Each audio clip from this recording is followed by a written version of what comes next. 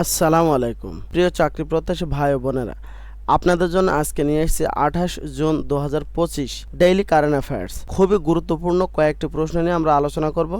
আশা করি আপনারা আমাদের সাথেই থাকবেন।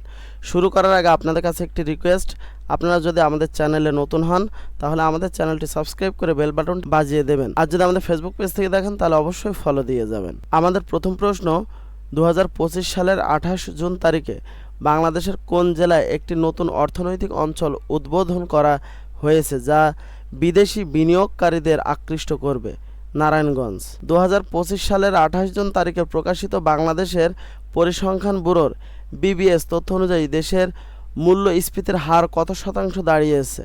9.72%।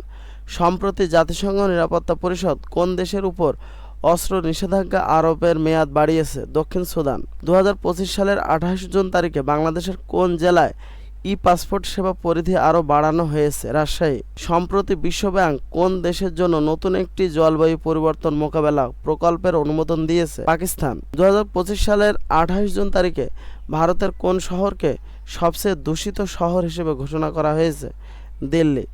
সম্প্রতি বাংলাদেশের সরকার কোন খাতে উন্নয়নের নতুন নীতিমালা অনুমোদন করেছে? নবায়নযোগ্য শক্তি। 2025 সালের 28 জুন তারিখে আন্তর্জাতিক মহাকাশ স্টেশন আইএসএস থেকে কোন দেশের নভোচারীরা একটি নতুন স্পেসওয়াক সম্পন্ন করেছেন? যুক্তরাষ্ট্র। সম্প্রতি ইউরোপের কোন দেশে জ্বালানি সংকট মোকাবেলায় জরুরি অবস্থা ঘোষণা করা হয়েছে? জার্মানি।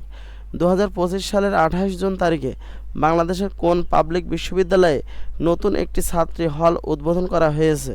জাহাঙ্গীরনগর বিশ্ববিদ্যালয়।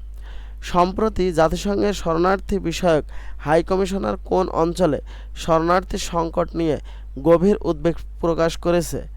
Horn of Africa. 2025 সালে 28 জুন তারিখে বাংলাদেশের কোন নদীবন্দরকে আধুনিকরণ করার জন্য নতুন প্রকল্প গ্রহণ করা হয়েছে? নারায়ণগঞ্জ। সম্প্রতি বিশ্ব বাণিজ্য সংস্থা WTO কোন পণ্যের উপর থেকে আন্তর্জাতিক শুল্ক কমানোর জন্য নতুন একটি চুক্তিতে পৌঁছেছে? কৃষি পণ্য। 2025 সালের 28 জুন তারিখে বাংলাদেশের কোন ক্রিকেট স্টেডিয়ামে নতুন ফ্লাড লাইট স্থাপন করা হয়েছে? সিলেট আন্তর্জাতিক ক্রিকেট স্টেডিয়াম।